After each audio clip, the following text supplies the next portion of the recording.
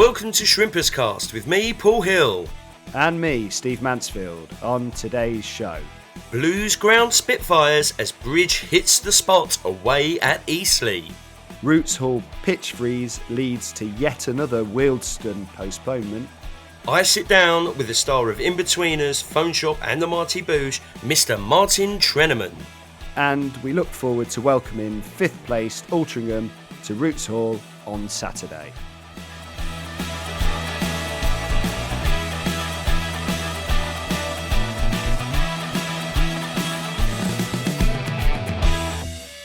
Hello and welcome to Shrimperscast.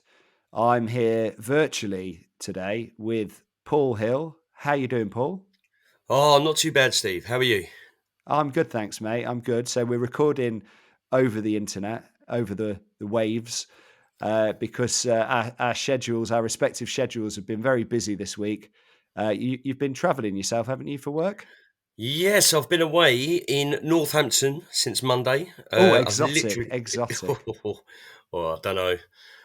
Yes, I've been back 18 minutes. Look at that. It's 18 minutes past 8. And you're straight in there, straight onto the podcast. In there. That's how dedicated he is. Well, it was a bit of a horrendous journey getting back in. I don't know what was going on north of Northampton, but it was a slog to get back into Euston, and then a mad dash across the city of London. And here I am back in sunny freezing Southend. Yeah, freezing cold. Well, thank you for joining me, Paul. And we've got quite a busy episode. We have a brilliant guest on today's show. We are going to be joined by the actor and comedian and comedy writer Martin Trenaman, who you met up with earlier in the week. So we'll get onto that shortly. We're also going to be previewing Saturday's game against Altrincham at home. Yep. Sadly, the most postponed game in football history got postponed again, didn't it? Would you believe it? So Will, the other producer, Will, who he's made an appearance on the podcast once before, but poor Will was due to come to, I think, his second ever Southend game with me Tuesday night. Right. We were all set. We had everything arranged. You know, we've both got young kids, so it was all arranged. It was in the family planner. The bedtimes were all scheduled in, and lifts here and there were all sorted, and I was going to pick him up. And then in the afternoon, none other than yourself, actually, Paul, delivered the bad news with the text to say that the Roots Hall pitch was frozen. So I think that's the third time that game's been postponed, according to my memory, which, you know, is unreal, isn't it? We got the hat trick of postponements sorted. The perfect hat trick. So God knows if that game will ever get played, but when it does, I really hope to be there. But knowing our luck, it will get pushed back again. So there was no midweek game to cover. Probably a good thing for Kev and the boys in terms of recovery and avoiding injuries. So every cloud. However, we do have our man in the stand, Pip, aka Diversity, who was at Eastleigh away on Saturday to see Blues pick up a vital 3 points on the road with a 1-0 win. And Paul caught up with him earlier, so let's have a listen to that now. Pip, Happy New Year and welcome back to Shrimperscast. You followed the Blues as always down to the south coast to watch them take a well-deserved 1-0 win against Eastleigh. How was the trek? Good morning to you guys, Steve, Bernie, Paul. Hope you're all having a cracking day. And most importantly, have a good morning to all of you lovely Shrimperscast listeners, viewers, wherever you're listening from. My name is Diversity, and I am that Southend United vlogger that is just a nutter that follows this team up and down the country. First and foremost, I hope you all had a terrific New Year, and it continues to spread joy into this new period. But the 1-0 win at the weekend against Eastleigh, it is a talking point. It was a dominant display from the boys. After last week's emphatic 3-0 win versus Halifax, the boys knew they had to carry on through, carry that winning momentum, and they sure as hell did not disappoint us down south. Yes, mate, and by all accounts, a dominant performance. How did the boys get on in the first half? Yeah, so we briefly touched on it just then. A dominant display, but I'm sure everyone who was in attendance, watching at home, or watching from wherever you were watching the game from, you would have seen that Southend should have gone in at halftime 1-0 or 2, maybe even 3-0 up. Chances from Dackers, Sander, and even a Gus Scott Morris near header could have put us goals up going into the end of that first half. But Eastleigh held firm and took us in at 0-0. But we were thoroughly dominant, limited Eastleigh to little to none. They were good on the counter, but we shut them down immediately. Harry Taylor, another man of the match performance from that boy, kept all of them quiet. And Quigley, Scott Quigley, their number 20 as a striker, who did nearly injure Cav Miley in that first half. Oh, he was kept in Harry Taylor's back pocket all half. Brilliant display from him. And Sander gets fouled and Bridge steps up to bury the pen. Well, we've seen some chat from disgruntled Eastleigh fans that it was rather soft. What's your take on it? Yeah, chaps, we know how the story goes. We've heard it all before. Dodgy refereeing, especially given Southend games. Lots of poor officiating, but I might have to give a small bit of credit here to Eastleigh. But prior to the corner that led to the Henry Sandat foul and penalty, their number, I want to say it was 16, defender was holding on to Sandat, tugging him all over. The referee paused the corner, had a word with them, and then blew the whistle. Play continued for the corner to be taken. The guy's still all over Sandat. As we've seen, the ball has come in, landed on a head of a Southend player. Sandat is getting wrestled all over the place. Does he go down a bit easily? Maybe, but is it deserved? I believe it was a penalty all day, just for the fact of the holding of the shirt, the tugging of Sander, the foul on the floor, maybe not. But would it have been a penalty either way? Yes, I say so. Jack Bridge is having a stellar season and he showed absolutely no nerves as he converted it as smooth as you like. What a player. Did anyone else stand out for you? You've hit the nail right on the head there, chaps. Jack Bridge and stellar season in the same sentence. It just makes sense. He is phenomenal. He is amazing. The fact he could have left during the summer when he was on his non-contract basis from probably had loads of other offers from clubs in League One, maybe even League Two, and wherever, all over the place. He would have been in high demand and he stayed with us. And now look, he's leading the assist chart. He's popping up with goals when they matter. He has simply been outstanding this season, but so has all the other players. And like I briefly mentioned here, Henry Sandat had a great game. Marcus Dackers, Harry Taylor, Ollie Kensdale was a unit in the middle. Nathan Ralph up in the air as always. All that team on Saturday, I couldn't fault one individual. Yeah, and Dackers has come back to Blues on loan and went straight into that starting lineup. Great to see new faces after that embargo has been lifted. How did he get on? Seems weird to be talking about that now, chaps. What? We're in January. We haven't spoken about new players for nearly 5 months, and now you hit me with this question. But no, Marcus Dackers coming back is amazing news. On Saturday, he started off, I'd say, a bit rusty. I don't think he got enough training in him prior to the game to be ready for our style of play. Yes, he's been with us before, but it takes time to recuperate those settings in you to get back into the squad. But he came into the squad, like we said, he started off a bit slow. He was through for a one-on-one chance, which is in my video, if you guys want to check out over on YouTube. And he missed it. He missed a one-on-one clean through. And that really was like, oh no, it's going to set the tone, isn't it, for Marcus? But no, he stayed big. He stayed tall and strong, got in Eastleigh defenders' faces, won the crucial headers, got his body in the wear balls, won free kicks for us. Outstanding first performance back. I'd say a solid 7.5 out of 10 for the boy. And big thanks to you as ever, Pip, mate. Have a good week. Thank you, chaps, for having me back on. And thank you for all you lovely listeners for having to deal with me for the last 5 minutes of your day. I am now going to skedaddle. Hope you enjoy the rest of your day. My name's been Diversity. Peace. Massive thanks, as always, to Pip, aka Diversity. Go and check him out, mainly on his YouTube channel. He is there at Diversity with a 1 is his handle. So yeah, get onto his YouTube, give him a follow, give him a comment. He loves all that stuff. Yes. Paul, another good result, obviously, there reported by Pip. Great to see the boys getting a win on the road. Any thoughts? Oh, well, what a win. Always a tricky place to go. To be honest, I thought there'd be more goals, and there could have been. Yeah. And the Kensdale hit the bar. We had lots of opportunities. I thought we played excellent, really, really well. What a win. A clean sheet, picking up another 3 points on the road. And, you know, they're in and around us, aren't they, Eastleigh? So we need to be taking points off these teams. And, of course, well, Wealdstone as well.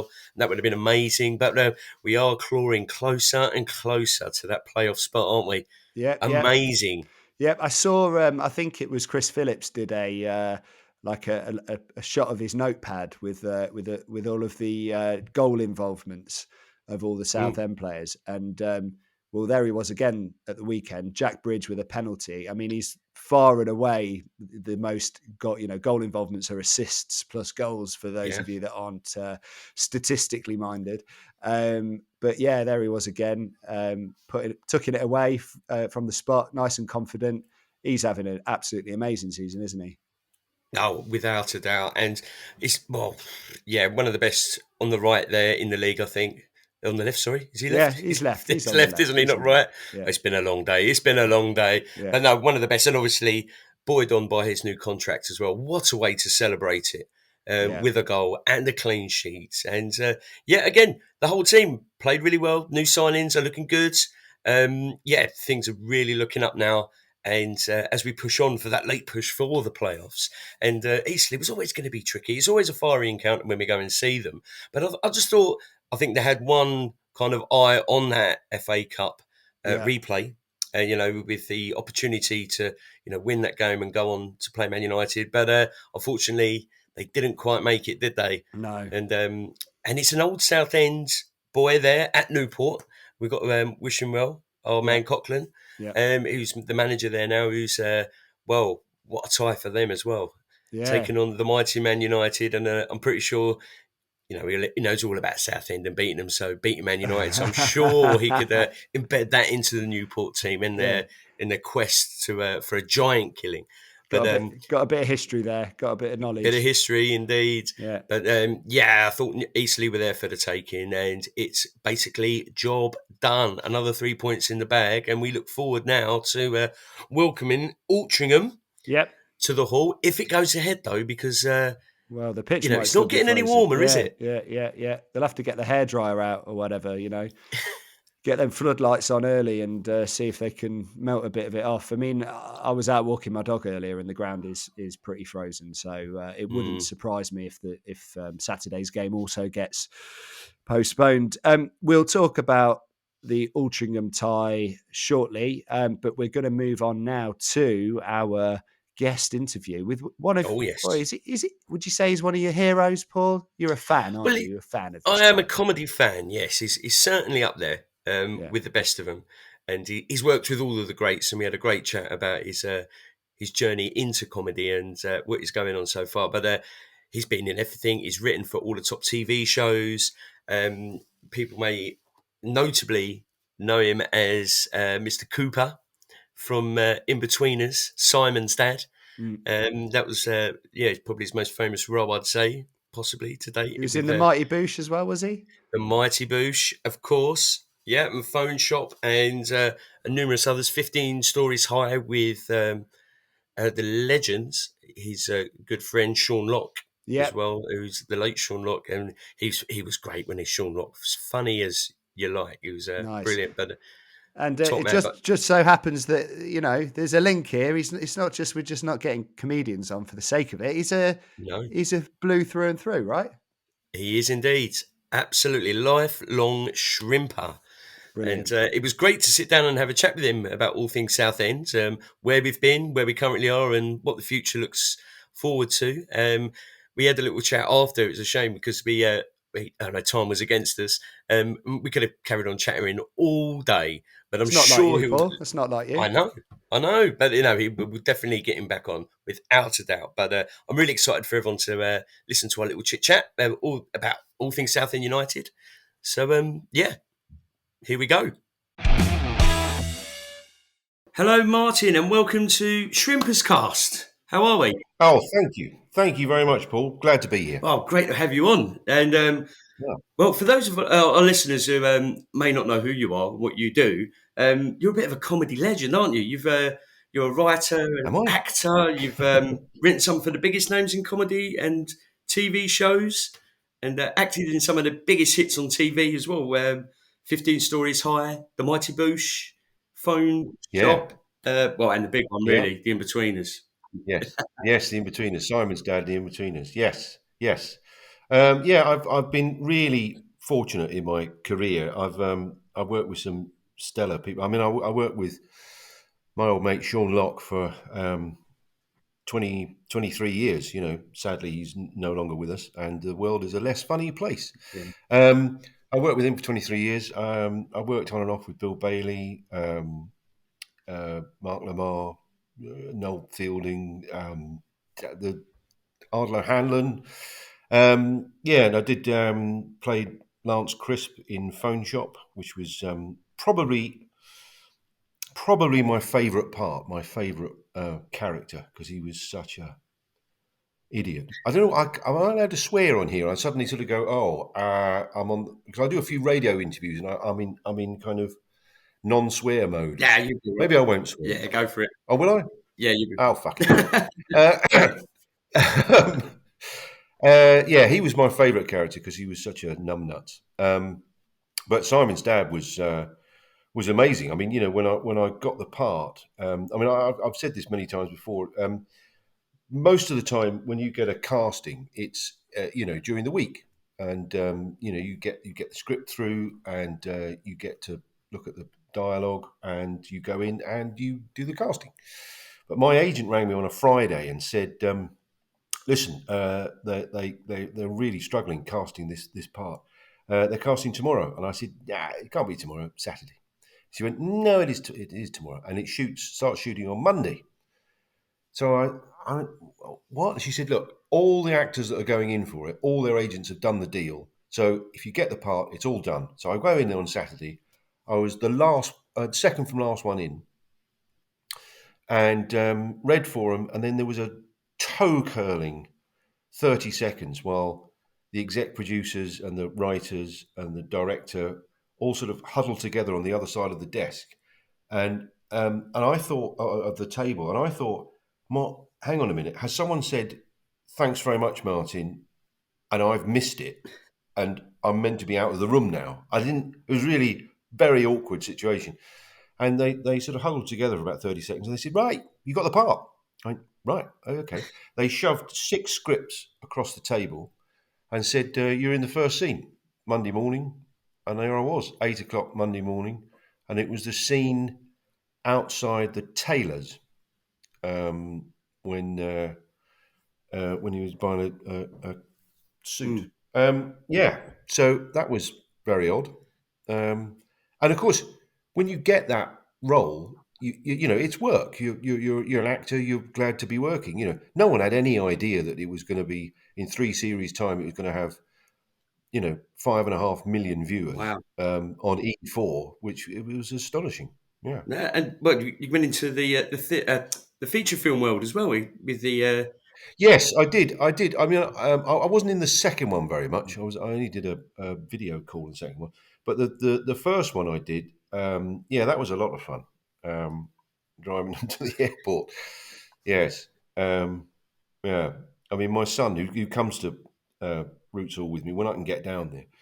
A lot of people come up to me and say hello via phone shop and the in-betweens. And, I'm very happy to say hello. So, if I'm down there and I'm there, as long as you're not absolutely shit-faced, Yes. come over and say hello.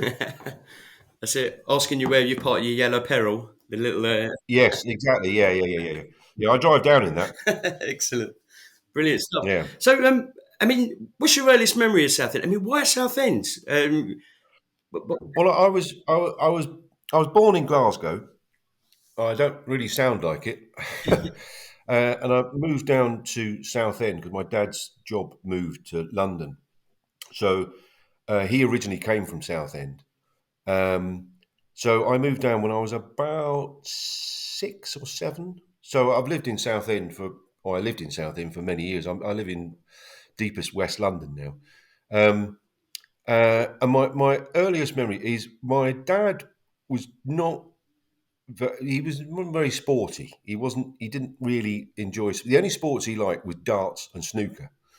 So my uncle Jack, took me over to Southend when I was about 12, maybe 11, 12, 13, something like that. And we stood in what back then in the early 80s was the paddocks. And it was sort of, I think it was on the east side. And we saw a game and I don't know who was playing who, but I remember Derek Spence was playing up front, Yes. and and the crowd was shouting Derek Spence is an international, and I just kind of I was kind of hooked then, and I went a couple of times, and then I probably didn't go for a couple of years, and then schoolmates went when I was sort of 14, 15, and then I really started going a lot during that sort of I can't remember what year it was, maybe 1990, but it was that brilliant team that I still admire. It was Ian Benjamin, Oh, Brett Angel, Andy Ansah, Tilly, yeah. Pat Scully, Paul and Sansom. Paul Sansom. Yes. Yeah, yeah. I mean, it was a joyous time to be watching Southend. I mean, I mean, I think Stan Collymore has to be my favourite striker, but he's almost joint first with Brett Angel because, and I've said this before, Brett Angel, he didn't have a massive amount of pace, but he was so sort of, and I don't mean this disrespectfully at all. If he ever listens to this, but he was sort of a bit gangly. He was a bit sort of all over the place, and most defenders just didn't know how to deal with him. And so he'd score with every part of his body. It would come off his ankle, his knee, I mean, he was a skillful player as well, but he absolutely knew where the back of the net was. But Collymore was something else. That Oh, was yeah. something else. Unbelievable, wasn't Yeah, he? He was. yeah, It's very rare, isn't it, at Southend when you get players like Colin Moore or Freddie Eastwood, who's another one where they get the yeah, ball and yeah, you're like, what's going to happen? Something's going to happen. yeah. Something is going to happen when either of those players were on the ball. Something's going to happen. Mm. Yeah. And that was, In fact, that's a real memory for me when Stan Collymore signed. I remember we went along, and I think he'd signed on the Friday. I'm not quite sure. I'm pretty sure he signed on the Friday, and it was in the paper on the Friday. Stan Collymore, yeah. And I remember going with mates. We were standing in the. I'm pretty sure by then we were in the West Stand because we started off in the North Bank, and we got a bit older and went to the West Stand. Um, and I can remember discussing it with mates, sort of going, Stan Collymore, who's called Stan? Is this going to be some 85-year-old that wheeled out and he's going to be awful, And he came on and he was amazing. I mean, and I might have this wrong. I'm really not sure. But my memory is that after he'd been on the ball 2 or 3 times, my memory is that the West Stand went quiet. And I might be completely wrong with that, but I think certainly me and my mates did, and we were sort of looking at each other, going, "Who? How? How have we got this bloke? He's ah, he's amazing." Yeah, and he was stunning. I mean, he ripped that league apart. Absolutely ripped it apart. yeah, I'm not surprised Forrest came in for him and he went on to play that, was it Liverpool? And then I think he Yeah. had a handful of England caps, I think. He didn't play many, but it didn't surprise me at all. I No. mean, he was way above the league. I don't know how, I mean, what a signing. What a signing. Yeah. What a signing! Amazing. And he's still helping us now because he came back, Yes. didn't he? Helped us get He's out. got. Mm. Yeah. He's done an amazing job, and to roll his sleeves up when we were an absolute basket case, and he came in and he brought the three amigos in, and yeah, he's to be thanked hugely. Yeah, he's been amazing, Mm. and hopefully he'll stay in some capacity. I don't know whether he is. Um, I'm not in the know at all. No, neither are But we. Yeah, but you would have thought so. Well, he'd like to see him stay there because he got the ball rolling, didn't he, with all of this? So I think once the yeah, and it would be great for him to be a part of that. Uh, Success, but hopefully we have, and that's sort of acknowledged. I know that someone on Shrimperscast said that this group of players should be sort of acknowledged somewhere around the club, and I totally agree with that. I mean, the crap that they've had to deal with, and non-payment, and the insecurity, and they've stuck with each other. I mean, the bond that this group of players have with each other and with the fans is astonishing. I've never known anything like it. No, I can't say I have either. I mean, I think with the fans and the club, there was such a disconnect, wasn't there, prior to Yeah, coming in, yeah, and the trust had completely broken down. And yeah, now it's unreal what they've done. Going, like you said, playing on a non-contract basis, all of this stuff, yeah, staying for the love of the club and the love of the fans. yeah. Um, And these people have, some of these people, Jack Breed's got a family, and other people, they've got bills and they've got, other life stresses. It's not just football. And they've stuck with us, and I think they should be acknowledged in some way. 100%. They are. That we were remembered Yeah. forever as keeping the club going and Yes. its lowest point in history. You know? Yeah. But Yeah. It's been quite depressing, to be honest. The whole thing has sort of, hung over us all. well, it has been. I have to say, I'm not. I don't. I don't. This is not a slur on anyone, but I'm not kind of one of those fans that would stand in the West End when we got relegated crying. It's football, and I'm very, very passionate about it. But yeah, it has been horrendous, absolutely horrendous. Not even just. It's been one kick in the stomach after another, one court case, and then we limp on to another court case. It's been horrendous, and thank the Lord that Justin Rees has come along and got this consortium Yes. together. And I don't know. Do you know when the actual takeover happens? Not quite. We know that the contracts have been exchanged, and they kept to their words because they said the minute we're in the building, we'll be lifting the embargo, which they have done, and Yes, they we're have. signing Yeah. players. We've got 5 subs. What's that about? I know. It's ridiculous. What- We don't need them anymore. We only need one. Yeah. The rest of them can go off to Barbados, for the Great. week. Yeah, why not? We don't. Why would we need them? Yeah, yeah, Yeah, We've yeah, done all right so far. Yeah. yeah. Exactly. Yeah. Exactly. But we're hoping, hopefully soon, because I think it's just a matter of time of the ink to dry now on the last bit. So contracts exchanged. So Yes. they wouldn't have put money in, would they? Lifted the embargo. They've been paying wages for months now. So with the level of investment they've had coming in, I can't really see it falling apart at the last hurdle or No. at all. No. But yeah, it's very exciting times ahead. Yes, it is really exciting times. We've got Henry Sandat back from Hull City. I think he's a real prospect. Oh yeah. Yeah. Marcus Dackers, slightly in the Brett Angel mode. So yes, yeah, brilliant. And yeah, I mean, you touched on it earlier on, being like that kick in the stomach, because we've been years and years of relegation fights and non-payments and dodging this and dodging that. So and then to have this new blood come in, new ownership, and Yeah. I mean, what were your thoughts on the consortium when it was first starting to come to light? How were you feeling about it? I felt pretty good about it. Well, I mean, particularly when I sort of found out that, I think from what I read, Justin Rees was looking for a new project. And he just I think he's just stumbled across it on a local news or a news item about Southend, and that sort of piqued his interest and thought, he wanted a new challenge. I was really excited about it. I mean, I was fairly excited about the other lot that we're going to take over as well. But Ron didn't seem to like them. That seemed an absolute joke because he was sort of.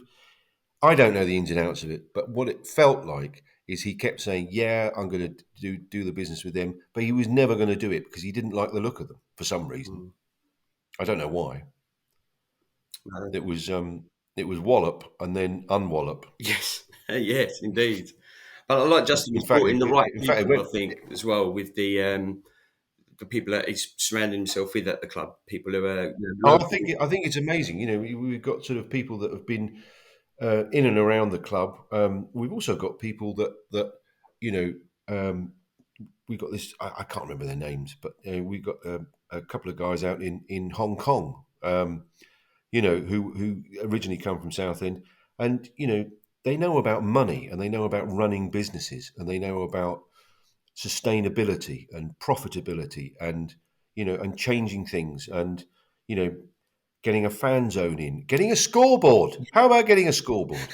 Um, uh, Getting a fan zone in there, and doing something with Roots Hall. I mean, we all love. Well, I don't know.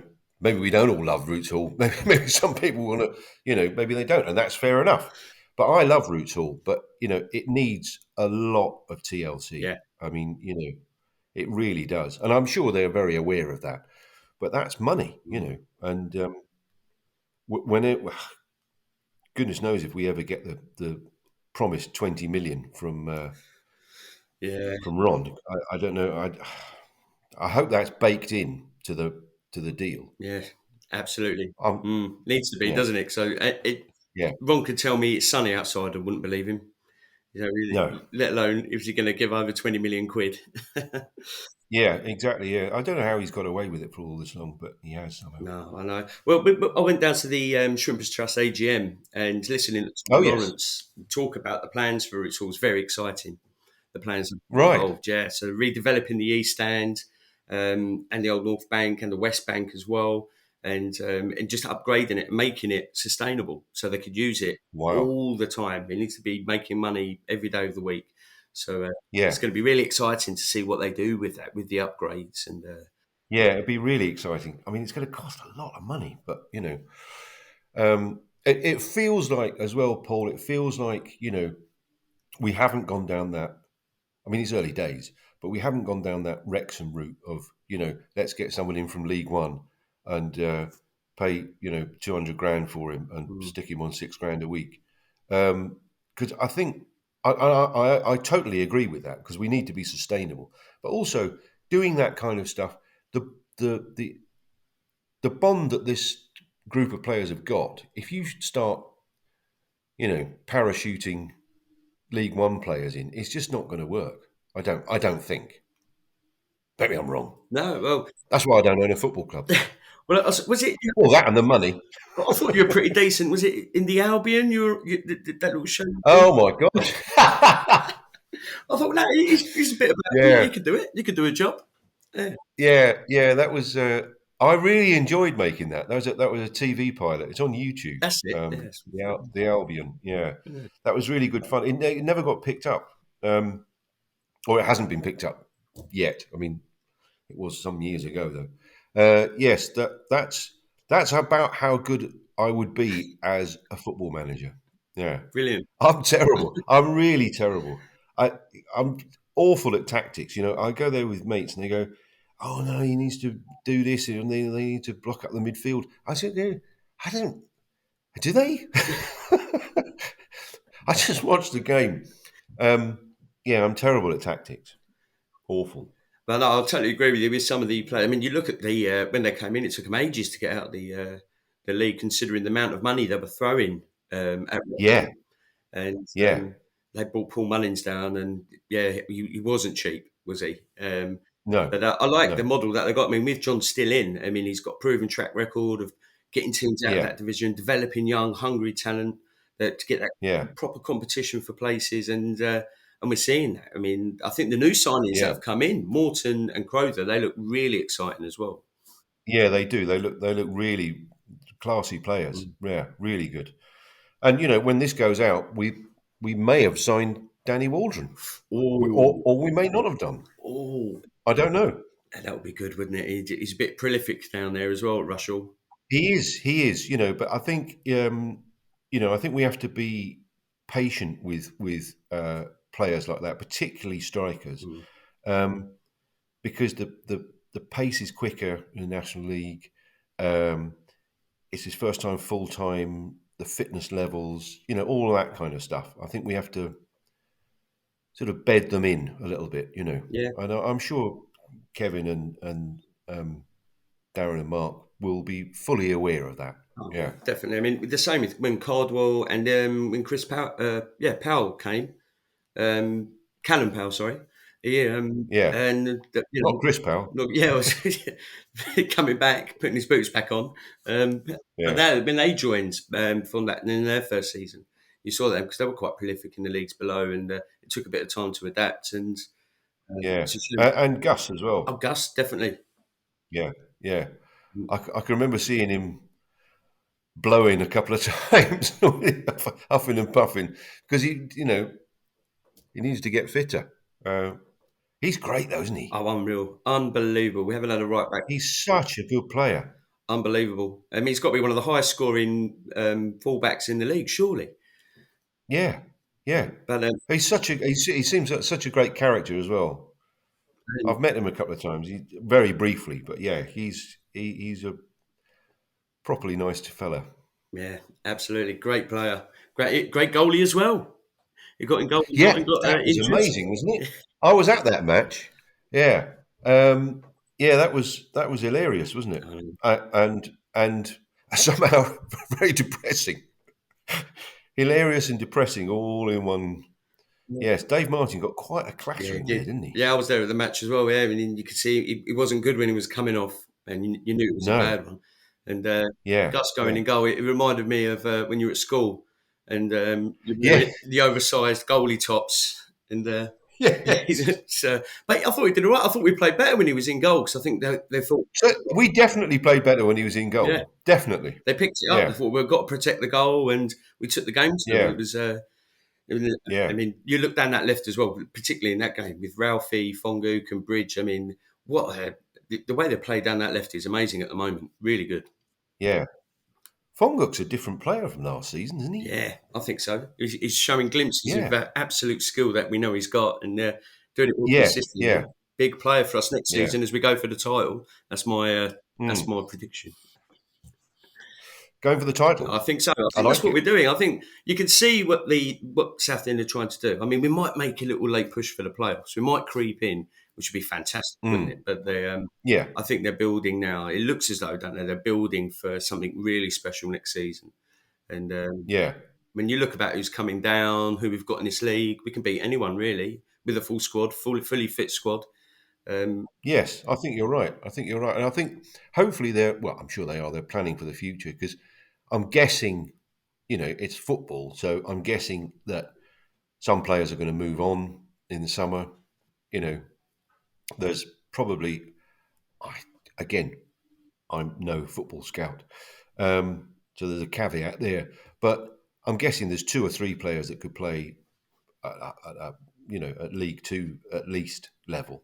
I mean Kensdale, oh yeah, you know, Mm, classy player. Cav Miley, yeah, you know, um, he could easily play at League Two, yeah. It's great to have him back as surely. well. Good to see him back out on the Isn't pitch. it great to have? Yeah, Yeah. yeah, classy player.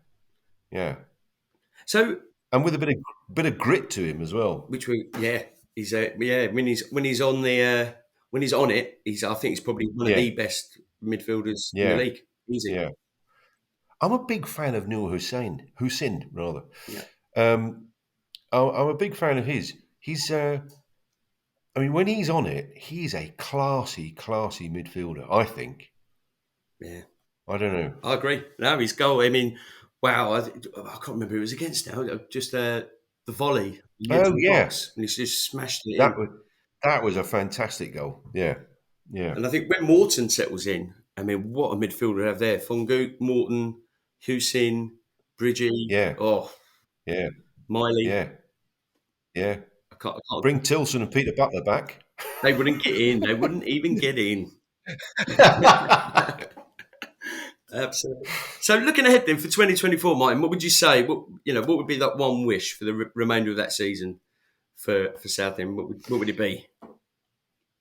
Well, I suppose the one wish would be to get in the playoffs and get up to League Two. That would be the one wish. But other than that, I think is to keep as much of this squad together at Roots Hall as we can. As I said, there's probably going to be a few moving out, which will probably be quite sad about. Mm. Um, uh, but I think to keep this group of players together to go for promotion next season, definitely. Yeah, I agree. I think And sustainability, that sort of that comfort zone of having having a consortium who know what they're doing, they pay the bills, pay the VAT, pay the tax, yeah, do all the things that a business should be doing, so that our management team, the three amigos, can just get on with football. I mean, we're talking about football now yeah, I know. for the first time in years. Incredible, isn't It's it? amazing. I know. Yeah, Yeah. this is what other supporters have been doing for years, and we've just rejoined them. Yes, we're talking about transfer rumours and all sorts on the last podcast. We didn't Oh know what to God, do. yeah, yeah. Yeah. Talking about onions in the burgers. Oh, I mean, that's one thing I'm looking forward to in 2024 now. Having the upgrade in the food stalls. Can't wait. yes, yeah, yeah. That would be really good. Yeah, it's pretty grim, and the toilets as well. Oh, Oh, oh, dear, God. yeah. Well, we've got it all to look forward to. It's all. We've got it all to look forward to. Yes, yes. So Um, I think that my next game, because it's tricky to get down to Roots Hall. I get down probably about 6 or 7 times a season down to Roots Hall. Um, but I go to a few away games. So I think the next away game, because that's West-ish London, is Wealdstone on the 23rd. right, So I think I'll be there. lovely, brilliant stuff. Yes, I mean, I'm going to try and get to a few more away games myself if my kids allow me. It's Yes. it's always Yeah. Well, it's tricky getting down there because my wife works in this business and is filming, and filming hours are really long. She's out the house at 6 a.m. and back about 8:30 at night. So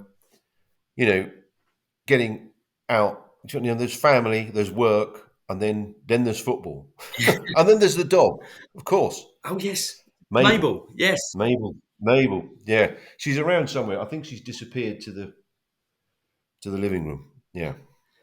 So, as a Southend fan, what has been like the highlight for you? The biggest high ever. The biggest high ever.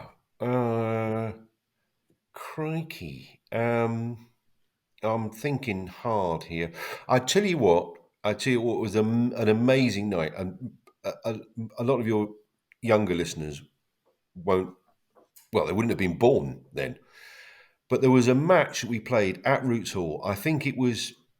I'm pretty sure it was a Leyland Daff thing or whatever it was called back then, and we played Aldershot and we won 10-1.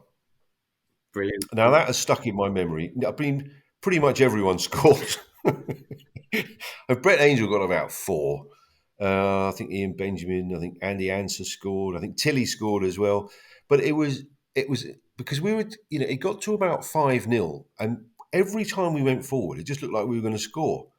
So, and I can remember the crowd going, "We want 6, we want 6," and then they scored a 6, and we want 7, and then people were laughing. We want 8, we want 9. So that's stuck in my memory. That was a great memory. There's a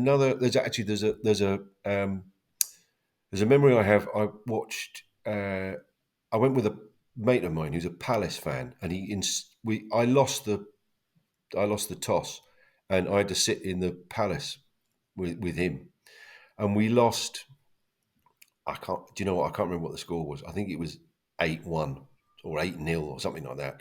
But we got absolutely battered, and we left. And I walked out with Palace fans, and there was a car with Southend scarves hanging out the side of it, and the window rolled down.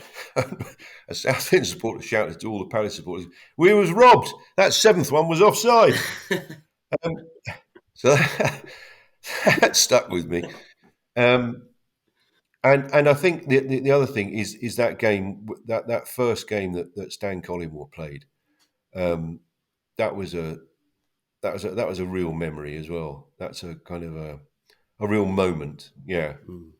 Fantastic. And this season, I think this season will stick with me for a long time. The whole of this season, and the how we got out of this terrible mess, and a bright future. So I think this will stick with me for a long time. Yeah, definitely. And for me, I've never known it. Well, you see it, don't you, on the news and clubs going into administration and folding, but the way everyone pulled together at Southend over the last 18 months has just been absolutely incredible. And particularly all of the staff. Yeah. All of the backroom team at the football side, but also all of the staff at Roots Hall, not being paid for months. And Tom Lawrence, we all owe them a massive debt of gratitude. We really do. They've been absolutely amazing. Couldn't agree with you more. 100%. It's just they've bent over backwards, run through brick walls, and just literally no money, no pay, nothing, just to keep the club, keep our club going. Pulled up trees. Pulled up trees, as Phil Brown would say. Here we are. Yeah. Oh, and he's back in management now, isn't he? He's in. He's signed for. There we go. And well, we wish them well. I'm sure. We do. We wish them very well. Yeah, and hopefully we'll. I've always liked Kidderminster. It's one of those retro old clubs that I used to take from when Championship manager in the late 90s and ended up winning the Champions League. So I've got a soft spot for Mr. Harriers. But I'm sure they'll do well. I'm sure they'll be fine. But well, Martin, it's been brilliant having you on and having a little chat with you today. Thanks for joining us. We're going to. I'll have to get your details and we'll send you some merch because we've got the old podcast shirts and beer mats now as well. So amazing! That's really kind. It's been a joy. I've loved it. Thank you. Well, just for having us on. And what we'll do, we'll have to get you on at the end of the season as well when we do our little roundup. It'd be brilliant. Yeah, I'll do that. Talk about our worries. Push. Yes. Brilliant stuff. All right, Martin. Catch up with you soon. Cheers. Thanks a lot, Paul. Thanks, mate. Bye. Paul, another brilliant interview. Thank you for arranging and recording that one. How was it to meet one of your comedy heroes? Oh, just fantastic. Absolutely superb. And a huge thanks there to Martin Trenaman for joining me and having a chat. And we'd love to get him back on. And what a shrimper. What a shrimper. Yeah, massive thanks, Martin. Okay, let's have a little break and we'll be back with our preview of Altrincham at home. So, coming to the end of an action-packed Shrimperscast, we now have everyone's favourite part of the show. Paul's previews. Paul, Altrincham at home, what have you got for us? Well, if the game goes ahead, this is going to be an absolute humdinger with this extra little bit of bite to it because our ex-player, Mr. Dan Mooney, had his contract terminated by mutual consent, and he's gone back to Altrincham. Straight back, so, it's the Dan Mooney derby. You're the Dan Mooney derby indeed. But to be honest, I've just been looking at their stats, looking at their form, and again, what a time to be playing them. The form has totally tailed off. I mean, in the last 5 league games, they've only won 1, drawn 2, lost 2. Scoring the 7, conceding 9. And on the road, it doesn't fare any better. They haven't won a game in the last 5. They've drawn 2, lost 2, scored 4, conceded 9. However, we have that ex-man, the ex-blue boy, Dan Mooney, going back. And, well, you love an ex-player, don't you? You love it. You love a banana skin of an ex-player. Yeah, I mean, when he was on form, Dan was brilliant. He was a great player. He is a great player. And for one reason or another, it just didn't work out for him at Southend, which was a real shame because he showed flashes of quality there. And he's gone back to Altrincham where he was flying there when he was there. And he's going to be back in his comfort zone, back home. And I could really see him turning it on a little bit. So we're going to have to be at our best here to keep that man quiet. However, we've got, now we've got a full bench. We have players. We have competition in places. So we shouldn't be fearing them. We should be going in there thinking, right, this is a game we can easily win. And, we just need everyone, from the get-go, taking it to Altrincham and getting those 3 points. Yeah, and it's Chris Clark, who's their danger man to watch out for with 15 goals this season. So banging them in at quite a rate. So we'll have to keep him quiet. So a quick glance at the table. Altrincham are in 5th position on 43 points and Southend in 12th on 34 points. Although we seem to say this every week, don't we? If the 10 points was added back on, so add the 10 points back on. Southend are sitting above Altrincham by a point, just below Solihull Moors, comfortably in those playoff positions in fifth place. So, as you always say, there's nothing to fear against most teams in this division. And I fully believe that Southend can go there and get a win and ride, the form that they're in and kind of try and take that forward. So, of course, I mean, you look at after the terrific 3-0 demolition of Halifax. The home form, the confidence is there, and we need to be putting them points on the board for that late push. Because if you look at Gateshead, who are just outside the playoffs, they've after this game on Saturday, if they don't play Saturday, they'll have 2 games in hand, right, and they're just on the outside there, alongside Aldershot. But again, can I see Aldershot making a playoff push? Not particularly, but we need to be taking points off the top of these teams as well. So we're hearing rumours. Are we going to do a rumour mill? Go on. What are you hearing? Should we stick it in? Should we stick it in? So you're hearing there rumours. has been. We did kind of touch on it, didn't we, on the last pod about hold on. striker. Is it Juan Mata? Has he signed? Is that the rumour? No. Is he down the blue bore at the moment? Sinking pints? No. Sinking pints of Australia? He's sticking pints of Australia, getting ready for his little walk down the pier. Yes, exactly that. No, well, unfortunately not. However, there has been some movement in the hunt for a proven goal scorer, striker. And Russell Olympic, their manager, went on their YouTube and said, we've accepted a bid from a club in a higher division. And this could be us. Could it be us? And we're hearing other rumours across Twitter and the like, where this striker apparently is having a medical. Things have been moving forward quite nicely. Exciting. So it could be announced before Saturday. Could it be our man Danny Wardrell? We don't know. Could it be Juan Mata? Possibly. we don't know. But moving forward for a striker, it is looking very, very good for us as well. And I saw there was talk as well about extending Harry Sandat's loan. Maybe because Caldwell, is it going to take a little bit longer to come back to full fitness? Yeah, possibly. Sandat's kind of found a bit of form and he seems to be playing really well. I was really impressed with him game before last, and that makes total sense to extend that if it's possible. It's definitely better for Southend than he is down at the Chase against my mate's team. That's for sure. Yes, 100%. So exciting! I mean, there's nothing quite as exciting for a football fan than rumours of a striker, is there? A new striker coming in. It's like reminds you of being one a as kid, well, doesn't it? Yeah. Oh, absolutely. I mean, you're linked with someone who's got 16, 17 goals already, easily 20 goals in his league. You'd like to think, with the opportunity to come up into the National League, where I don't think, he's a bit of a step up, but it's nothing major. No. So he's going to hit the ground running. And with the form of our boys at the moment, creating so many chances, you could, you put a little wager on who'll do all right, who might bang a few in. Well, let's keep our fingers crossed that comes through for Blues. Paul, big thanks as ever for joining me. Always a pleasure, never a chore, sir. Oh, I thought you'd forgotten your line there, but you remembered it. Massive thanks, of course, to all of our listeners. Big thanks, big shout out to Pip, aka Diversity, for his match report. Legend. And to Mr. Martin Trenaman for being our guest on today's podcast. Absolute ledge. And all there is to say, guys, is thanks for listening, and do give us a follow or a subscribe wherever you're listening to this, and share the pod, pass the pod around and share it with your pals. Until next week, up the Blues. Up the Blues.